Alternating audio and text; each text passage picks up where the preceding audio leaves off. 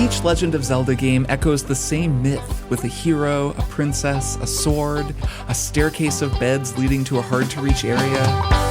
Welcome to Triple Click, where we bring the games to you. This week we're talking about The Legend of Zelda Echoes of Wisdom, a game that finally allows its protagonist to take naps as often as I do in real life. It's a fun conversation, so stick around.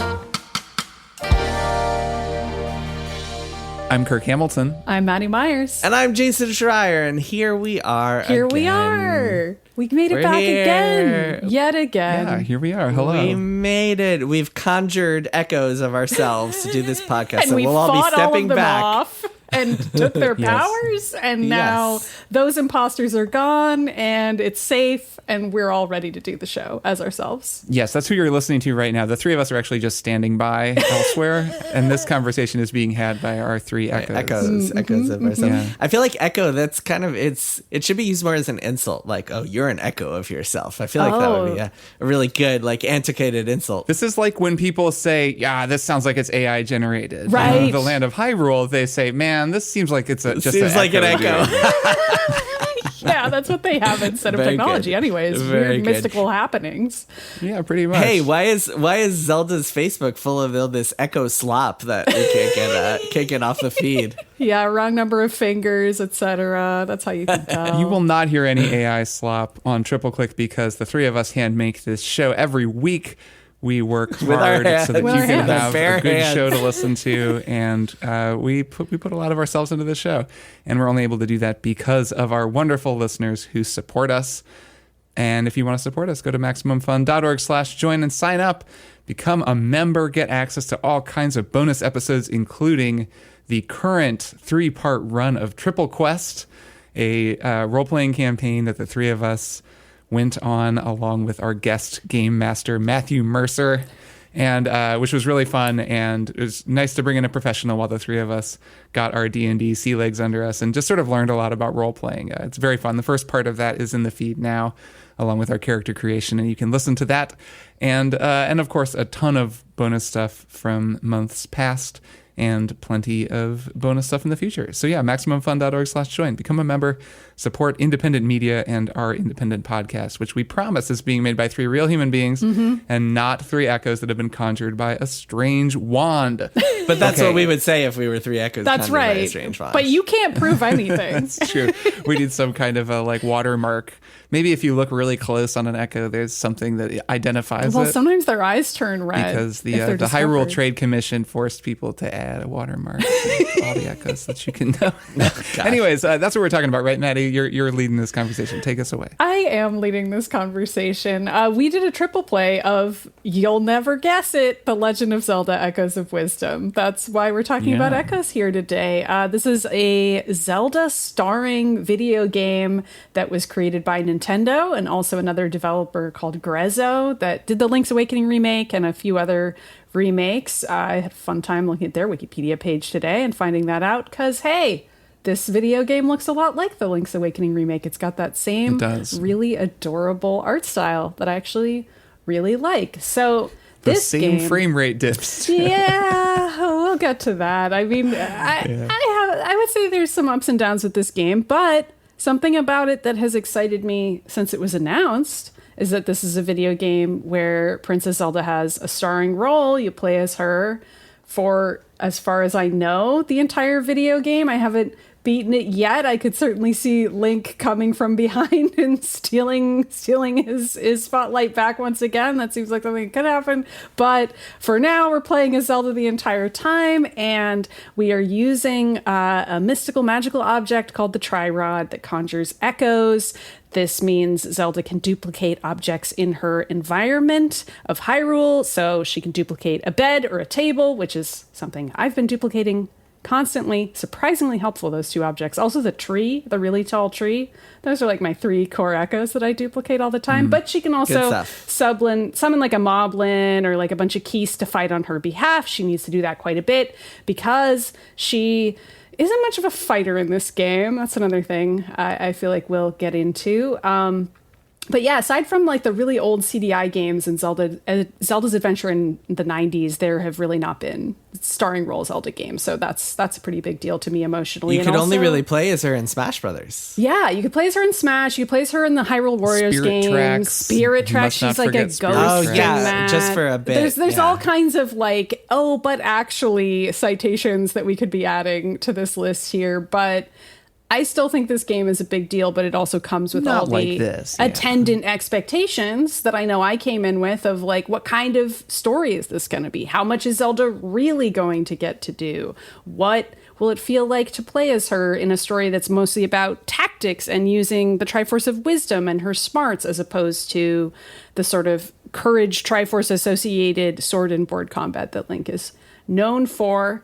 So I've been playing it for a while. I have personally gotten up to the Gerudo Sanctum. That's like one of the dungeons, and I feel like I've only started to really get into it as of this dungeon. The game has a pretty slow start, I would say. But I want to hear from you two. Kirk, how far are you in the game and what are you thinking about it so far? I'm not super far. I'm around there, like around that area. I've done a few dungeons, explored the overworld, solved a bunch of puzzles, but also can tell I have a lot of the game yet to go. Mm-hmm. So these are, fairly early impressions, I suppose, but also I've played enough of it that I have a pretty good sense of the game. I like it overall. I mean, I think it's really charming. I think it's a neat game and a surprisingly experimental one.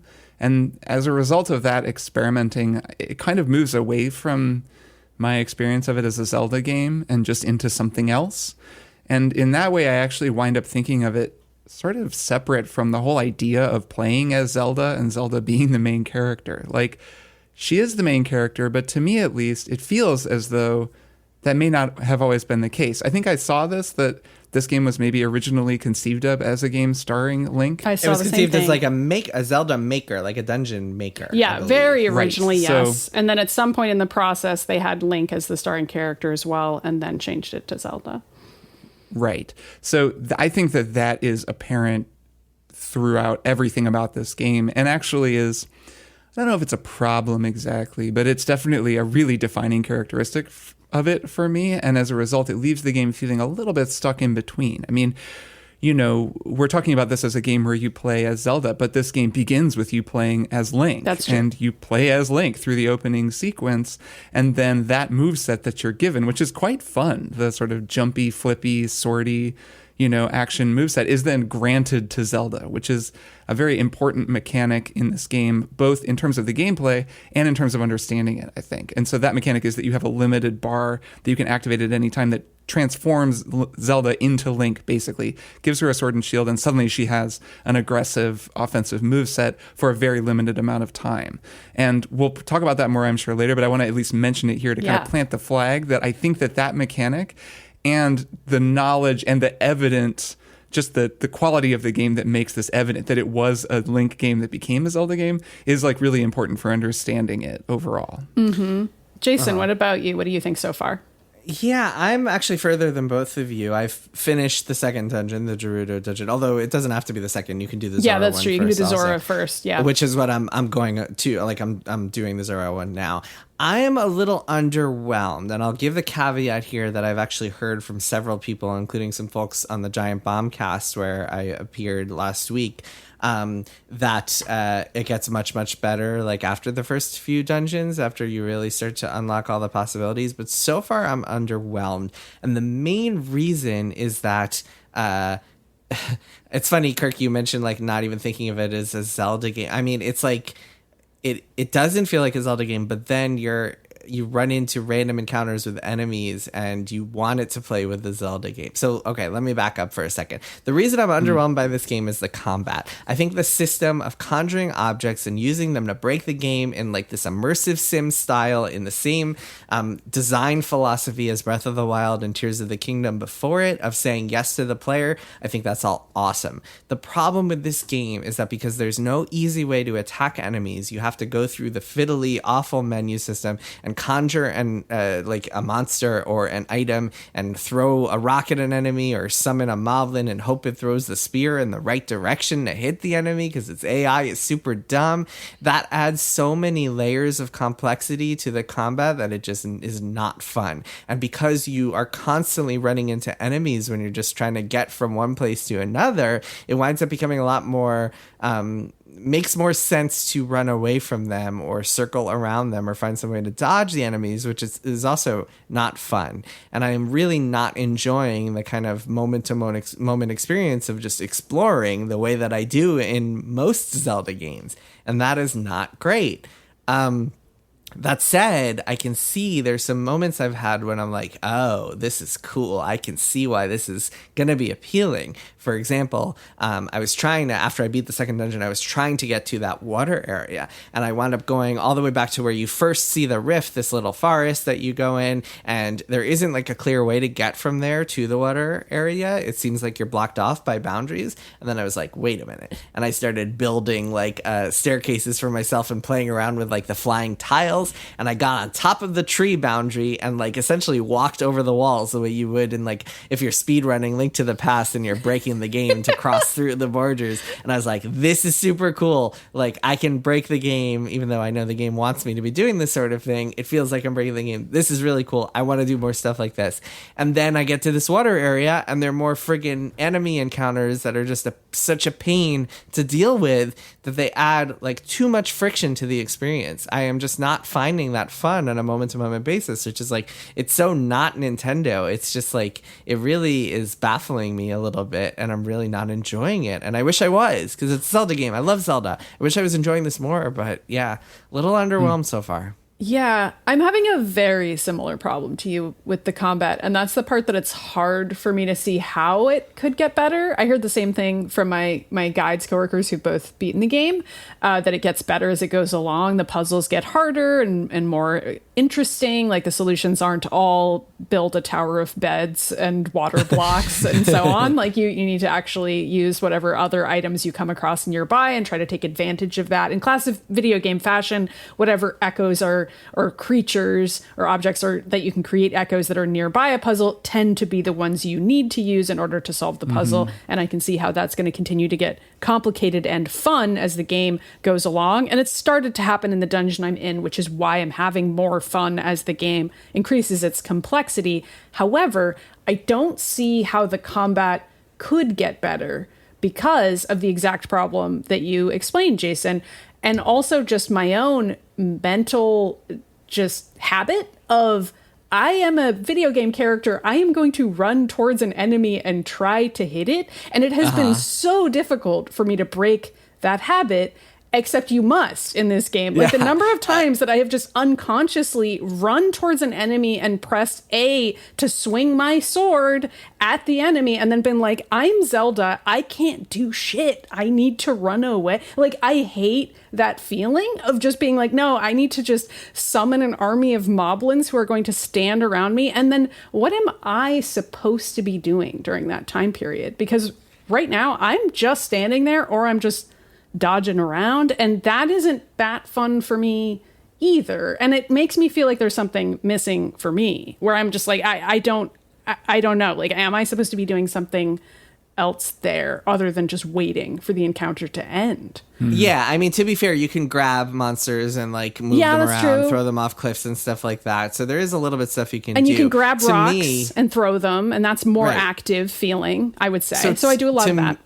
To me, what kind of makes this all worse is what Kirk was describing, which is that it's super fun to play with the Link moveset. Yeah. But the problem is you can only go into Sword Master mode, as it's called, for a limited amount of time. So it's kind of like the game saying, here, this is fun. Now we're going to take it away from you. And that is also super frustrating. I'm like, I want to be flipping around and hitting these enemies with swords because it's so much more engaging and interesting and faster than summoning all this stuff. But I can't actually do that without running out of energy super quickly. And then I think that is another reason that it's going to get better as you go, because your energy can last longer. You get a bigger that's what bar. I hear. And also you can just build up this collection of smoothies with more energy restoring powers. Right. So that I think will help. But yeah, at the beginning it's rough going, I think. Yeah. Kirk, what do you think? So I'm not having that issue with the combat, for what it's worth. Good. So I will chime in as a combat defender in this game. Please. I find it fun. I think my gripe is actually that the sword combat exists at all. I think that the bolder move for this game would have been to just remove it. Yeah. Because I don't need to have that in the game. I don't know that it's I'm sure it's necessary for something. I mean, I know there are barriers you need to use the sword to get through, for example. Yeah, there have been. But it doesn't seem to me, at least so far, as though they couldn't have designed this game without that in it.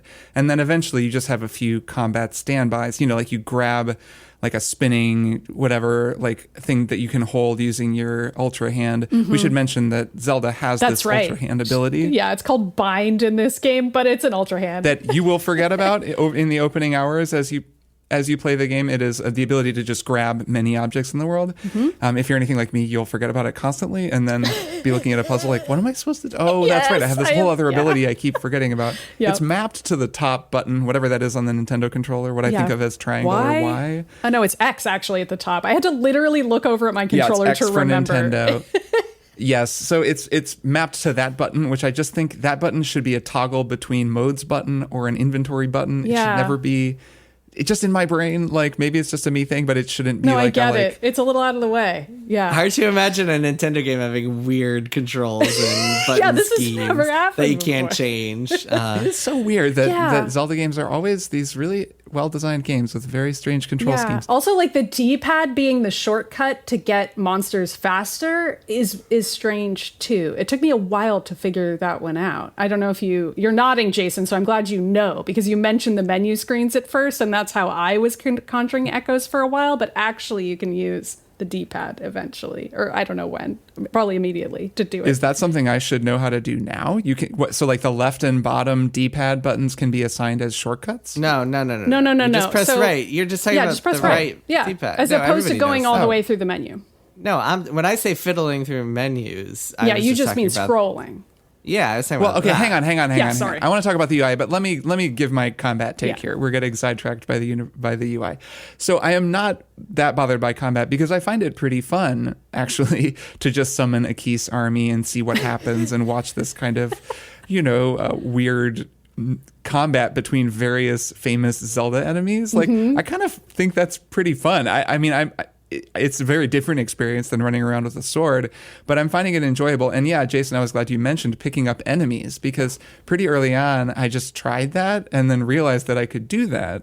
And that's pretty cool. Like Zelda is kind of on the outside of the fight, manipulating the enemies, moving them around. You can just hold an enemy in place while your monsters hit it. Or in the shadow realms, like in the dungeon or the still realm, I suppose it's called, you can grab them and like just carry them over the edge of a cliff and drop them. And that's really fun. I mean, it makes me feel very powerful.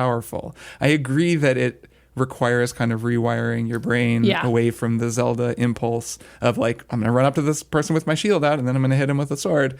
But I don't know. That hasn't really bothered me about the game. Like I do skip some combat encounters just because if I've already collected the echo for the enemy and I'm being swarmed by a bunch of enemies, I'm like, well, there's no XP or anything. Like there's no need for me to fight these guys. So I might as well just keep moving.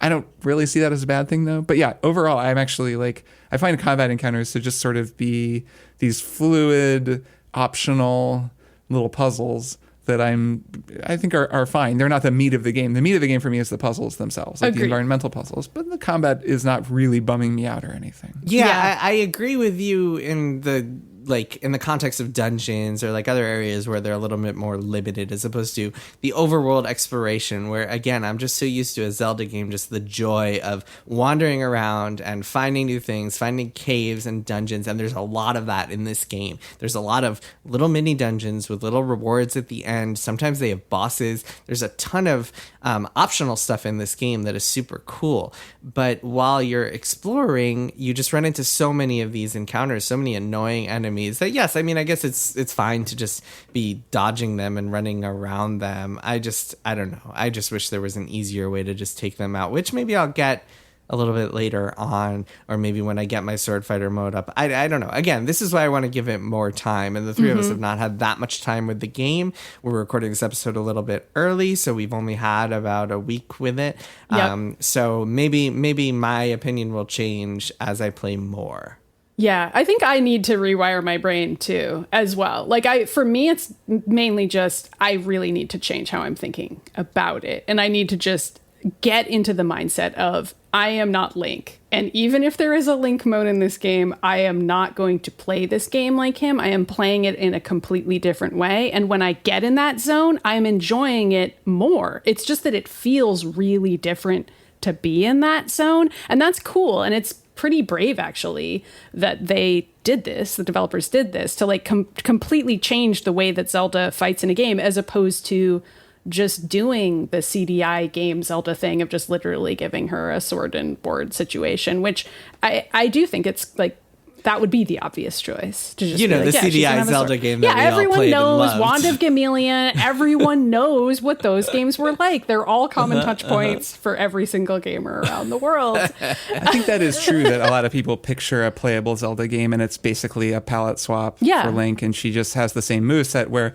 reimagining and imagining what it would mean for Zelda, the character, as she's existed across this mythos and these different incarnations, like what it would mean for her to be playable, it's cool that they tried something different. Yeah, I mean, I don't use the sword mode. I just like avoid it. Anytime I do it, it feels like kind of a failure to me. Not because I'm like, you're playing wrong, but just because I'm like, ugh, I don't like this. Like, I don't like the minute I have the sword and the music changes and I'm just like hitting things, I'm like, this doesn't feel like the heart of the game. The heart of the game is, make a bed while your army fights and like go to bed, go to sleep, and like get your health back. Like, that's the core of the game, is this very different thing. You can tell who among us is the true immersive sim, truly, hardcore grognard. And maybe the two of us who are like, I need to like embrace this mentality genuinely. Yeah, you're you just have to inspiring think me. of I it. need to do this. I need to get here. I think it's a fun way to play, is to just try to do the sword thing as little as possible. Yeah, for sure. You know what this game reminded me of is Prey, Arcane's Prey.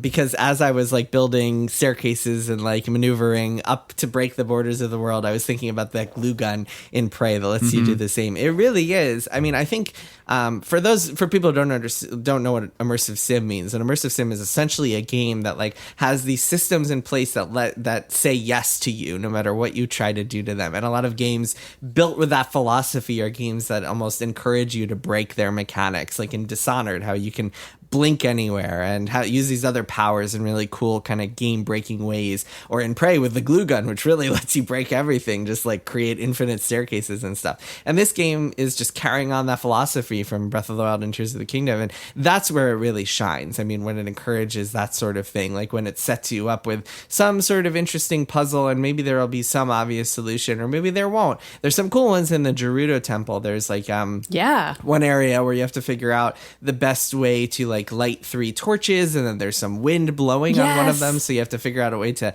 get that wind to stop in order to actually properly light the torch. And there are a lot of different ways you could do it. There's a big gap, a big pit that the torches are all on, and you could, if you wanted to, you can kind of build yourself a bridge and do it that way, or you can use long range arrows to take out like a certain part of it. And there are a lot of different experiments you can do, but at the same time, the dungeons feel pretty cool to me so far. The dungeons are a lot more gated and send you on more of a linear path than any of the dungeons in Breath of the Wild or Tears of the Kingdom did. In those games, you could really just break everything and sequence bypass and not do anything in the way you're supposed to. Well, and a lot of people complained about those dungeons. Exactly. That's what I'm saying. I'm saying this is a very good thing. I'm praising this in the game. And the one thing that is keeping me wanting to play is wanting to see more dungeons and like more puzzles that feel a little bit more on rails and have more of that traditional dungeon feel, yet at the same time being able to solve puzzles in a lot of different ways, as opposed to the traditional Zelda method where there's really only way you can solve most puzzles.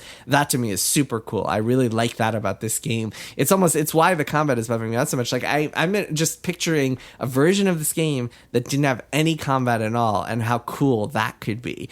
But yes, I mean, I really am excited to see more of them, and I really am impressed with the dungeon design so far. Yeah, I think, another key part of an immersive sim is the ability to manipulate the artificial intelligence of like NPCs and enemies in the world. And I do think that like that part of the combat where you're summoning enemies and then just they do their own thing is sort of furthering the immersive simminess of the game. That's and I true. do like that That's part true. of it. It's not just about the environment. This is why I feel like I got to change my mindset. But yeah, keep going. I want Kirk to convince us both that I know, we should like it. I'm loving this. Kirk is convincing me in real time. It's great.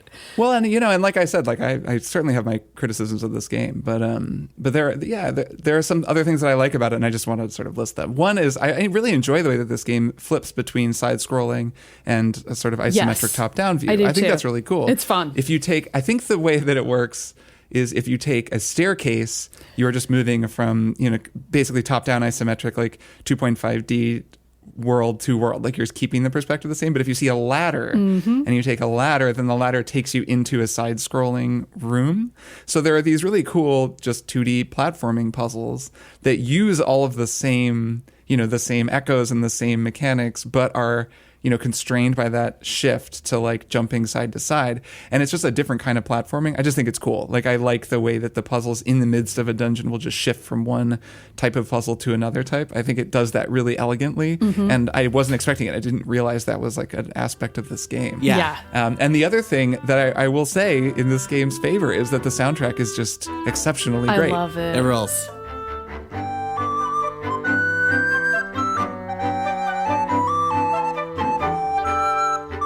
This is similar to Link's Awakening. It must be something that Grezzo likes to do, but both of these are just woodwind ensembles. Like Nintendo is just employing woodwind players over here. The whole thing, it's like oboes and soprano saxes and flutes and piccolos and beautiful clarinet solos and bassoon and like bass clarinet popping off.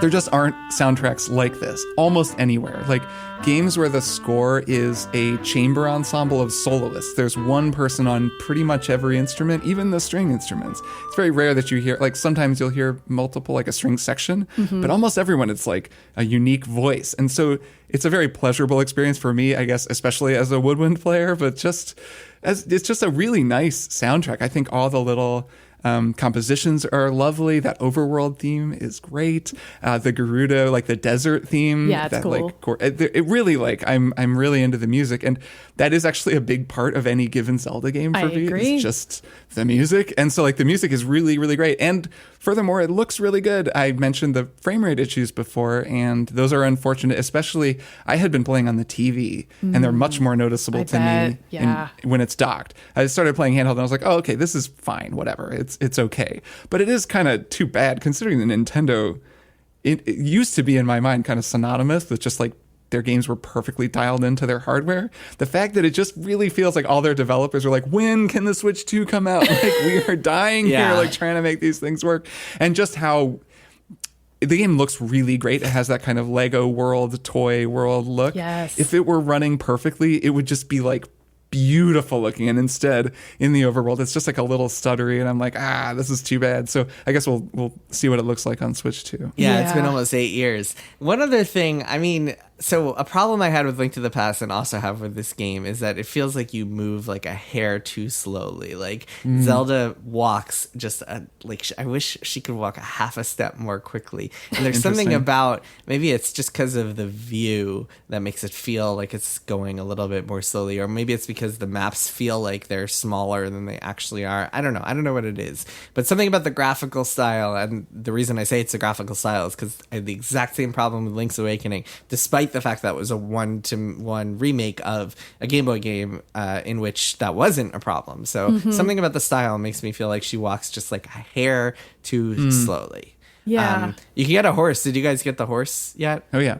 No, yeah, not it's yet. cool. That's awesome. Maybe it's I'm cool. about You can just to. The horse is nice. around. The horse is nice and fast. Yeah, that's something good. you should do, Maddy, something that I think that made me enjoy the game more and might make you enjoy the game more is that, like, even though after the first dungeon you're encouraged to go to either Gerudo or Zora, and it sounds like you're already in there, so you might as well finish it. But you can, if you want, just pick a direction and start exploring, like you can in Breath of the Wild or Tears of the Kingdom, and there's a lot of stuff you can do even when it's not part of the main quest. A lot of stuff you can find, including the horse, which is like just above the desert. Yeah, it's kind of right there. Yeah, all right. It's kind of right there. That's good to know. I mean, it's like it feels almost like an open world in a good way, but then it's on rails in the old school Zelda way that I, like Jason, really enjoy and was really digging. And that's part of why I said the dungeon I'm on right now is when I really started to enjoy the game, because like those environmental puzzles, like that's classic Zelda to me, like definition of Zelda in my brain. I don't want to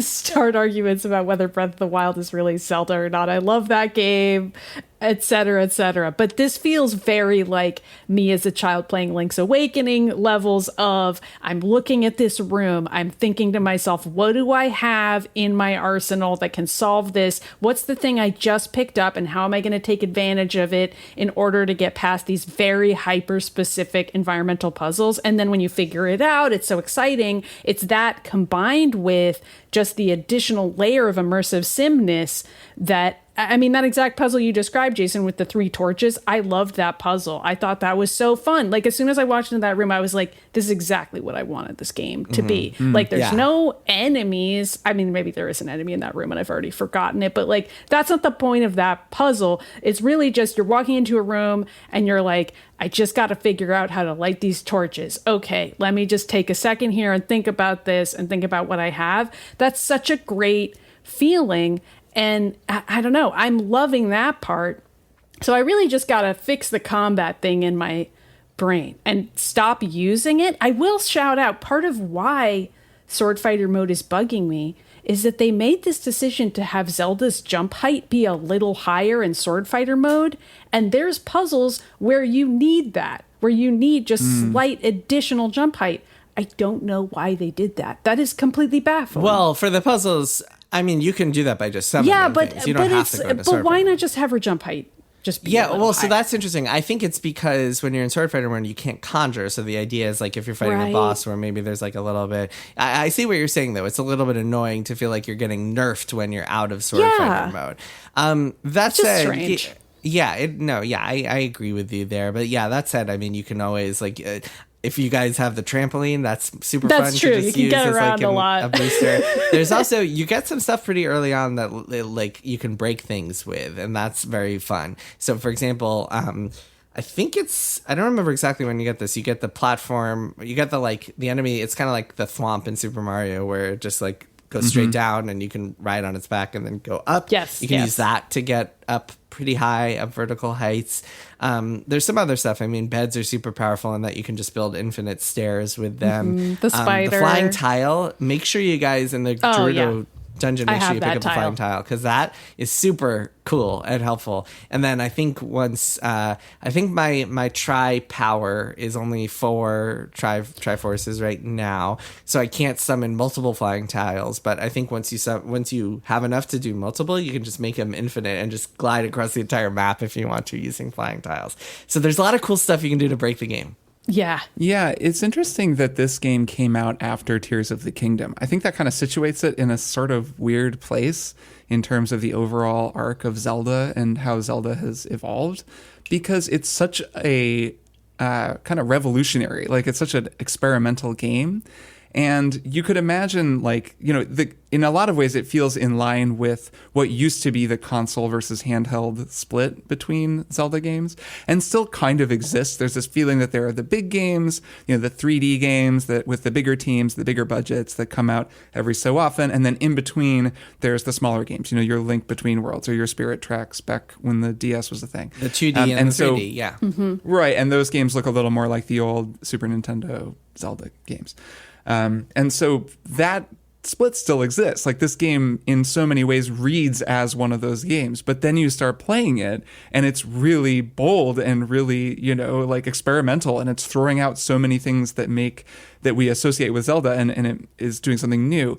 If it weren't coming after, the 3D games also did the same thing, and Tears of the Kingdom in particular, like also threw out a ton of what people thought a Zelda game was after Breath of the Wild did it first. And like, so I don't know, like it's kind of interesting that both branches of the Zelda tree are like growing really weird fruit that we've never seen before. Well, it feels like this is just what Zelda is. Like, this is pretty definitively saying Zelda is now a game where like the goal is say yes to the player. The goal is no longer like guide you by the hand and take you on rails for this roller coaster or theme park type experience. The goal is you can go in whatever direction you want. And Maddy, you mentioned the term open world before. I would describe this as fully open world, because pretty much from the beginning you can like use that your glue gun or your stairs or whatever to That's true. break the boundaries and go wherever you want. You're really not that limited once you get a certain number of echoes. So I think it's just, this is what Zelda is now. This is the philosophy. The philosophy is no longer you are going to stick to the script. The philosophy is throw away the script and go whatever way you want. The one thing I'll say, this is a problem in Tears of the Kingdom too. Like, there's so many fiddly, annoying UI things that really, you would think a company like Nintendo would get this right. And the fact that there isn't like a favorites menu, the fact that it's not easier to kind of sort through all of the different echoes that you can conjure. You can toggle it to do like most used, which is essentially the equivalent of a favorites, but it's still, it's a pain to have to go through all of those echoes. And I mean, it can be fun to be like, okay, what should I use here? I'm going to scroll through all of these and just pick something at random and play around with it. That can be enjoyable, but the fact that there aren't more options for that, the fact that it's just one long horizontal bar instead of more. That's the thing. If it needed to be a radial menu, the fact that radial and some kind of favorites option, like, I totally agree. I don't really understand why the interface isn't better. I suppose this was also true in Breath of the Wild and that's what I'm saying. In Tears of the Kingdom, and both of those games are games that I played for like 100 hours. So I just got to the point where my muscle memory worked, where I could hold down the button and then use the thumbstick to navigate a horizontal menu bar, which just feels crazy to me. But I don't understand that. I mean, as unimpeachable as some of what Nintendo does is in terms of design and feel and all these things that Nintendo games tend to do very well, there really is this weird disconnect with interface and UX that it's like, I don't really know. I would be very curious, like, what the meetings at Nintendo are like when people sit down, like the UX designers and the interface designers who are like, whatever, studying all the same, kind of basic principles as any UX designer or UI designer at any other company. They know all the same basic rules about like how long it should take a person to be able to do something, about readability, about arranging, using a thumbstick to best like pick things from a menu, just cursors versus menus. There are so many things that there's so much established knowledge about.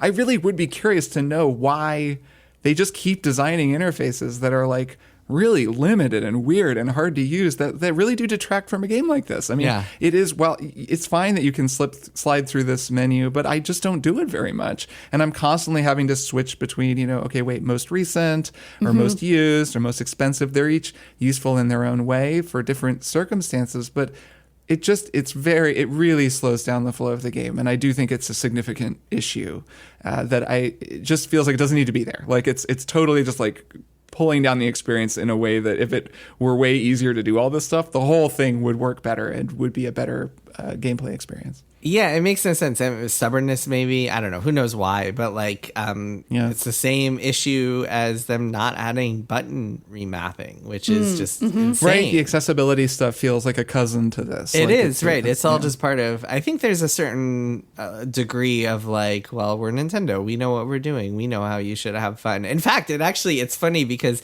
these games are so much the opposite philosophy. And the old Zelda games were very much, we will guide you along the way. Right. This is how you should enjoy yourself. These games are like, tell you what to do at every turn. Exactly. Yep. These games are like find your own fun, but they don't apply that philosophy to the UX and UI and button remapping. Here's how you're going to find your own Here is fun. how you're going to enjoy yourself. Here's how you're going to navigate the menus. Here is how you're going to find your own fun. You're going to do that, but you're going to do it in spite of all of these interface hurdles that we put in your way. Exactly. Yeah. Well, I guess there has to be some friction. There have to be some obstacles along the way. I suppose, yeah. Yeah, I mean, it's part of why I am a little worried about how many more echoes I'm going to have collected by the end of this game. And I'm like, okay, so people are telling me this is going to get more fun, and I am experiencing that in terms of puzzle design, but I'm also like, this is already so much scrolling and memorization on my part of like, what do I have? What can it do? And like you were talking about forgetting the bind power, Kirk, which I've experienced that too. It's very Tears of the Kingdom-esque, where there would always be something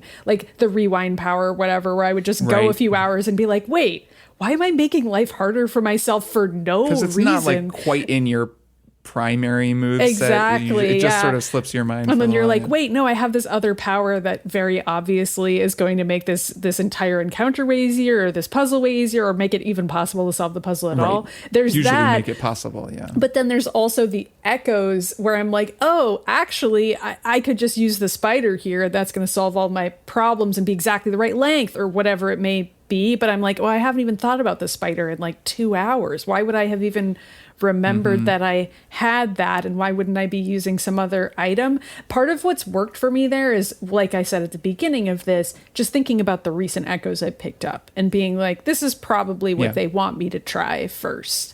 And so I'll just go through that and be like, okay, what do any of these fit the bill? And then beyond that, it's just my own blissful creativity, and that's fun. But I'm just like, I'm thinking ahead to future Maddy having like 72 echoes, and what is her life going to be like? I don't know. There are a total of 120, I believe. Amazing. And Maddy, to your point about it being kind of the recent stuff, I mean, from a design perspective, they don't want you to be in a dungeon and have to leave to go find a solution. Well, so they're always going to make it so you can find the solutions pretty close by to where the puzzles are. Which is good. Puzzles are. So that makes sense. That makes logical sense. And yeah, I mean, I think that once you get used to, I've gotten accustomed to kind of toggling the most used, which really, I mean, that'll get you what you need most of the time. But yeah, I mean, it does kind of suck. It's also, you can also navigate from the menu and have a better idea, like better visualization of all of your echoes and what the options are. It's easier to kind of look through them all when you're looking at them at like a 5x5 grid, as opposed to just the single horizontal bar. But yeah, I mean, it's just a big kind of problem with this game. But yeah, I mean, overall, I'm looking forward to playing more. I think I have a feeling that I'll like it the more I play it, but definitely a game that like does not grab you quickly. Definitely a game that takes some, at least for me, takes some kind of meeting it on its own terms, which is not typically what I expect from Nintendo, and especially not what I expect from Zelda. Yeah, same. I feel like it might help if the story had been a little grabbier right off the top as well, and I'm not sure what I would change about it to make that the case, but like the fact that you start out as Link for the first few minutes and then he falls into the rift and there's that sort of record scratch, you're suddenly Zelda now, but then also Zelda immediately gets disempowered because she's accused of causing all of the problems in the kingdom and she's in a prison. I mean, this is like sort of classic Zelda stuff. You're in a prison, you need to escape the prison. Always the stealth section, always some sort of stealth section. Yeah, but like there was just something about that like series of events that felt like a little stuttery in terms of story pacing, where it was almost like it took a little too long for me to get to the part where I was Zelda and then I had the magic wand and I could start making echoes, and then it started being like, okay, this is the video game now. I'm understanding what the structure of everything is going to be, and I'm going to start having fun and being creative and getting past the guards and doing the series of events that lead to me having more and more echoes, and that's exciting. There's just something about that, but I did really like the idea of the premise, which is like these rifts are forming around the world. There can be sort of like an evil version of someone that's emerging from the rift, like this dark version of the echo concept that can be used for evil, where like some people are imposters and they're from this other world, and like that's why Zelda gets imprisoned. Yeah, exactly. They're AI. I even like the idea of you having to fight Link. Like it's very like anti-Zelda that Zelda has to fight Link and then he gets his weapons. Like I thought that was really fun, but I don't know. I also am now emotionally and spiritually agreeing with Kirk at the beginning of the show, where I'm like, maybe I shouldn't have any of Link's weapons and I should have just gone pure Triforce of Wisdom mode and just not had any of those story beats even be present at all. You should try just playing totally without them, except when I'm you gonna absolutely try need it them actually. I think that'll to get through a barrier. Change things for me. Yeah. It works for me, or it's been a fun way to play so far.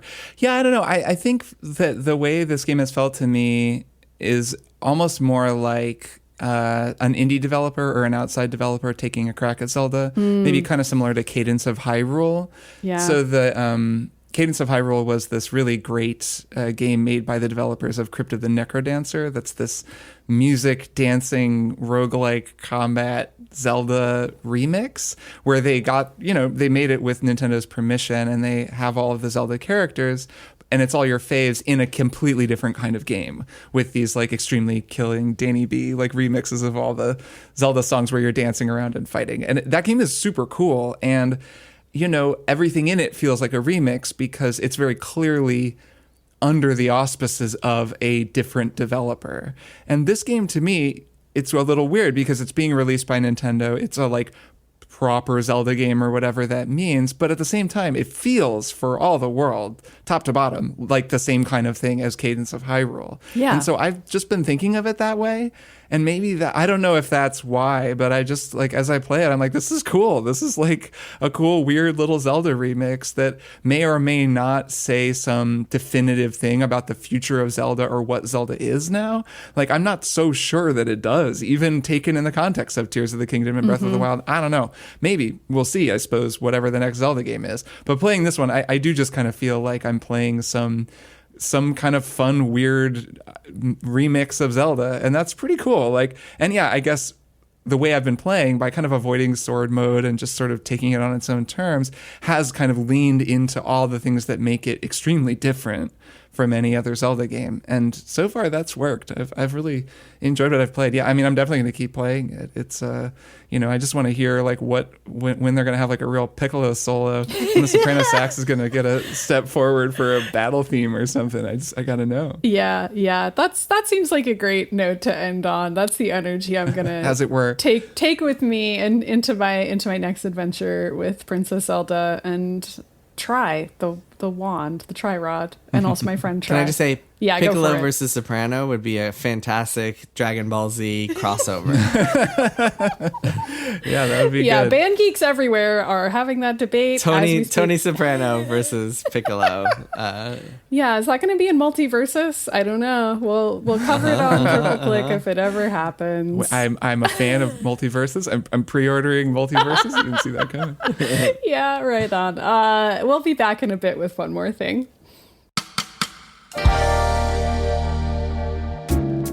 Hey, it's Danny at Maximum Fun. Have you checked out Triple Click's bonus content? Every month, Maddy, Kirk, and Jason release a bonus episode just for Max Fun members. That's when they have episodes just to take a deep dive into things like Succession, or Baldur's Gate 3, or the 1993 Super Mario Bros. Movie. And they just released the start to Triple Quest, their tabletop RPG miniseries DM'd by none other than Matt Mercer. You can listen to those right now if you're already a Max Fun member. If not, any time of year is a good time to support the show by joining Max Fun, starting at just $5 a month. And when you do, you'll get bonus content for every other Max Fun show too. So head to MaximumFun.org/join. And thank you so much for your support. And we are back. It's time for one more thing. Kirk, why don't you go first? Oh man, I have a show that I have been watching that I'm so excited to tell people about. It is exciting. An anime on Netflix that I am just in love with. I've heard nothing but good things about this. I'm sure some people will know it because yes, this has gotten a lot of positive. I need to. A lot of positive reviews. You will like it. The show is called Delicious in Dungeon, aka I think it's Dungeon Meshi, which I think just means dungeon food in Japanese. So, and that is, dungeon food is discussed quite a bit in this show, but on Netflix you will find it under Delicious in Dungeon. It is an anime based on a manga by Ryoko Kui that I have not read, developed by Trigger, the production house, Studio Trigger. They've made a bunch of anime. They actually animated the Cyberpunk anime, which I really enjoyed and is kind of equally artistically amazing, sort of similar to Delicious in Dungeon. But Delicious in Dungeon, it's so good. It's so good that I wanted to describe it and recommend it to people. This show begins very much as a fantasy sort of anime, like a fantasy RPG. You've got your fighter and your mage and your healer, and they're kind of in a fight against a red dragon, and the dragon kind of beats them and it eats their healer, and then they like die and they wake up and you're like, wow, what is going on? It's very full on. It's very anime. There's a lot happening. And then they kind of assemble a party as best they can, the main characters, a mage and a rogue and a warrior. And they're like, the warrior, it turns out the healer, their other mage, is his sister. And she's been eaten by the dragon, but is not yet digested. So they have to get back down to this very low level of the dungeon, which is just the dungeon. And you're like, okay, I'm following this. There's a dungeon. They were in there, and now they have to go back in because I guess they died, but they got resurrected or something. I don't know. And you start to kind of piece this together. And then they meet this guy named Senshi, who is a dwarf and a kind of an oddball who they run across. And very quickly in the first episode, it becomes clear that Senshi's whole thing is that he is an amazing cook.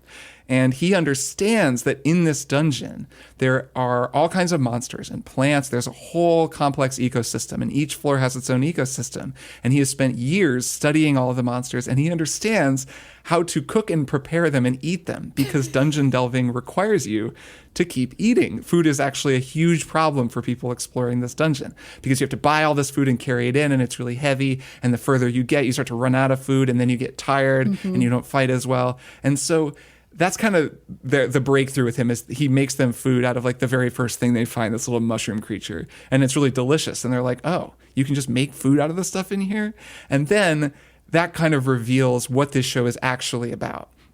So he joins their party, and they begin delving into this dungeon. And then it's really a show about ecology and about understanding like how things fit in with one another. And it's imagined this dungeon, this amazing dungeon that is slowly reveals more and more of itself as this like beautiful, really well thought out, just like complex, magical, almost like organism, like a series of ecosystems that then, as they learn more and more about, they're able to kind of thrive and live within. And you even begin to see this very early on, like a whole society has sprung up around this dungeon, and people live in the dungeon. And the dungeon is like, it's more than just a dungeon the way we think of it in like Dungeons and Dragons. And that's kind of the whole riff. You mean in Triple Quest? Yes, in Triple Quest. It's the whole kind of like subversive like idea of the show is like, it's not necessarily like, what if we befriended the monsters? It's more just like, what if we understood them and we understood our place in them, and also like how to eat them? Right, yeah, I was gonna say it sounds like the opposite of befriending them. Well, but I mean, but it is like centered on like understanding and not wasting. Like he's like, Senshi is very much like a conservationist in that he hunts, but he hunts to eat, and he does not ever want to mess with the ecosystem. But even then, he'll sometimes be up on a high horse with them a little bit, because he's like a master, like he knows everything. And he'll be like, oh no, you don't understand. Like you can't kill that many fish because, you know, the fish are part of the ecosystem and the larger monsters eat the fish. But then he'll kind of be humbled even later, and he'll say, you know, I kind of thought I understood the ecosystem, but actually turns out I didn't. There were like even bigger things, and like we're part of the ecosystem too. It's so good. It really reminds me of watching Avatar: The Last Airbender, insofar as it's a show that starts out with like a very easy to follow premise and then gradually expands only as needed to like flesh out the world building and introduce new ideas, and then more and more new ideas and new characters. And then as you go, we're maybe like 8 or 9 episodes in, it's just become richer and richer and richer. And I'm like, man, this world is so interesting. Like, this is such a cool and clever riff on like basically D&D, like basically that kind of a fantasy world. So I can't say enough good things about it. I'm just like, every night we just watch a few episodes, and I'm so excited to watch more. And last thing about it, it has the most killing opening theme song and closing theme song. They're both so good. The full versions of both songs are good, but like opening, it's by this band Bump of Chicken. It's got this like Riverdance riff that plays every time at the end that just like gets me so pumped up for the show.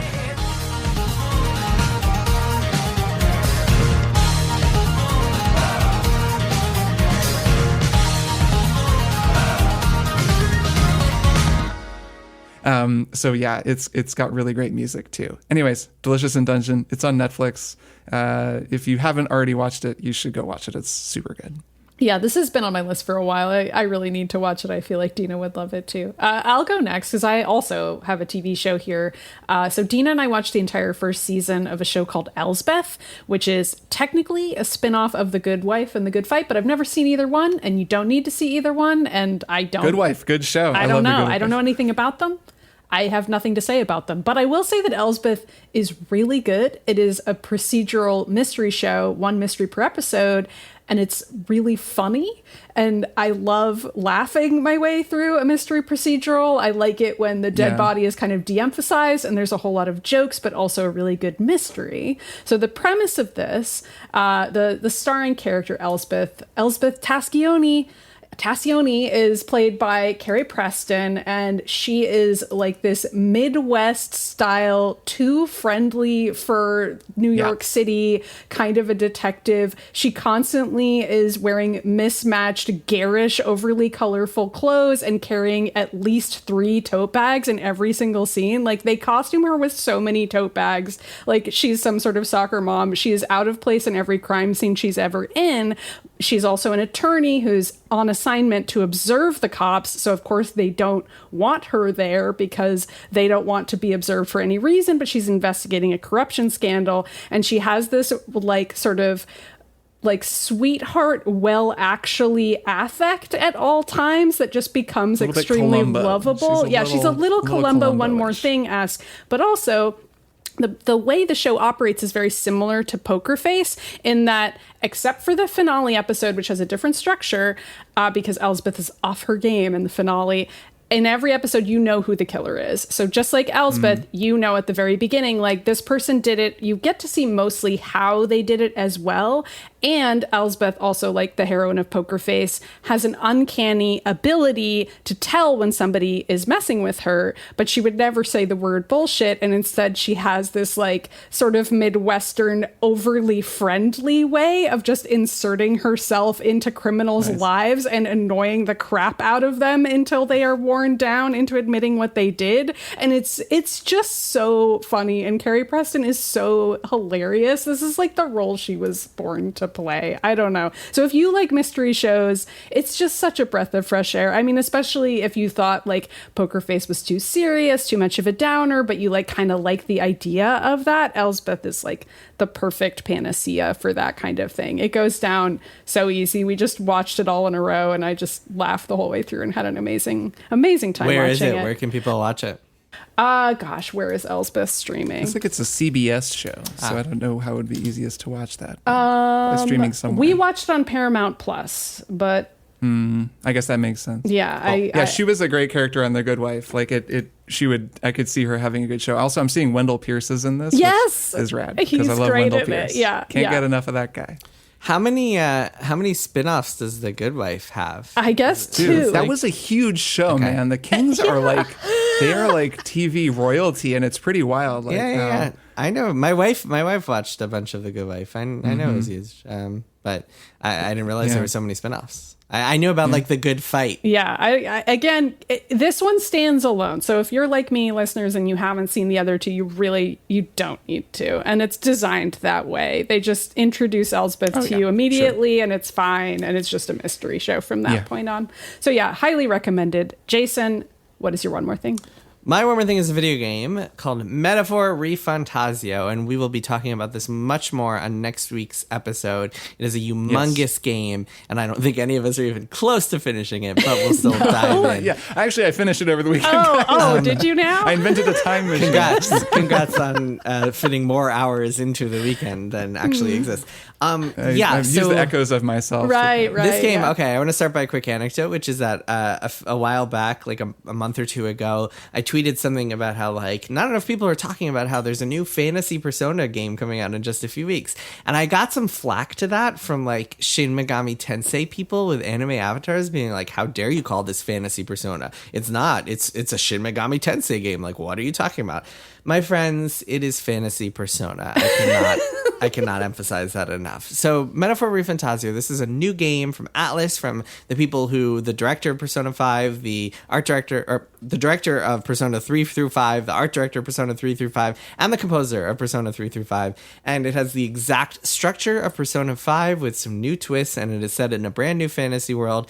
And my God, I am in love with this game. I love everything about it. I love the job system, which replaces the Persona system. I love the dungeons. I love the rhythms. I love the Persona structure and the story and the escapades and the heists, and I love everything about it. I cannot recommend it enough. Like I said, we'll get more in depth on this next week when we do a triple play. I just wanted to bring it up because it's actually out this week. Comes out this Friday, I believe, October 11th. And if people are wondering whether they should check it out, 100%. If you like Persona 5 and you want more of it, I mean, this essentially feels like Persona 6 in all but name. It's a brand new Persona game. The only difference is that it's not like set in a high school. But you have the same calendar system. Every day you choose whether to like develop your social links or go dungeon crawling or go into, there are a bunch of side dungeons. One big advancement over Persona 5 is that in Persona 5, the big side dungeon was all randomly generated in mementos. In this, you have handcrafted side dungeons in addition to your main, whatever, kind of the main dungeon of that given month is, and that's a big advancement. And then the one other thing I'll talk about real quick is the new job system, which I think is awesome. It's the jobs in this game, there's some 40 of them, something like that, and they all are basically like personas, except you can switch any character's job at any time, and they each can be kind of advanced, and then you can get further jobs from them, and sometimes they require you to mix and match. So for example, you get this job called the Knight that is kind of like the tank job, and one of his big skills or her big skills is to absorb enemy damage, make all the enemies redirect towards the Knight, and like the taunt, it would be called in a standard JRPG. And then the Knight can advance to a Mage Knight, or Magic Knight, which requires you to max out the Knight job and also get to level 10 in the Mage job. So there's some stuff like that. And then a lot of the advancement requires you to do the social links, so that's all tied in really well. And I just love it. I'm playing so much of it and just really loving every minute of it. The one caveat I'll give here is that I'm playing it on PC. When I first ran it on Steam, it was running at like 5 frames per second, and I didn't know why. And it turned out after some troubleshooting that for some reason it was running on my integrated graphics instead of my GPU. So if you are playing on Steam and you are having that issue, make sure you go to your Windows settings and graphics settings and set it to manually, like make sure that it's forcibly set to your run on your GPU, because I had to do that to get it working properly. I've been playing it mostly on the Steam Deck, actually, and it's not great, I would say. It runs fine. I mean, I think beyond not great, but okay. Well, whatever. I'm biting my tongue. This is your one more thing. Yeah. Okay. If you're out there and you're on the fence, you could always wait for us to talk about it next week. We'll go more in depth. I think we all have different feelings about it, but I will just say that I love it, and I kind of it's one of my favorite games of the year. I wholeheartedly recommend it. And I've only played 30 hours, so I'm probably like a third of the way in. Yeah, you're like about to finish the prologue. The first act, yeah. So maybe my opinion will change as I play much more, but I've been bouncing between this and Zelda, which has been a lot. I love it. Metaphor ReFantazio, aka Fantasy Persona, which if anyone ever criticizes me for saying that again, they could go F themselves. It is. Go check it out. It is that. Yeah, we'll get into it next week. Yes. It'll be fun to talk about. Yeah, that'll be fun. I'll also quickly say it has a bit of a slow start, and then I ended up liking it a lot more. I mean, it is a Persona game. So yeah, I know, but Persona 5 really starts with a bang. This game kind of like takes a few hours, but regardless, we're all going to talk about our takes next week when we all talk about Metaphor ReFantazio, whatever. Haven't heard a character say that word yet. Don't know what it means. Fantazio. And with that, we will see all of you next week. Yeah, see you all next week. Bye. Triple Click is produced by Jason Schreier, Maddy Myers, and me, Kirk Hamilton. I edit and mix the show and also wrote our theme music. Our show art is by Tom DJ. Some of the games and products we talked about on this episode may have been sent to us for free for review consideration. You can find a link to our ethics policy in the show notes. Triple Click is a proud member of the Maximum Fun Podcast Network, and if you like our show, we hope you'll consider supporting us by becoming a member at MaximumFun.org/join. Find us on Twitter at TripleClickPod, send email to tripleclick@MaximumFun.org, and find a link to our Discord in the show notes. Thanks for listening. See you next time.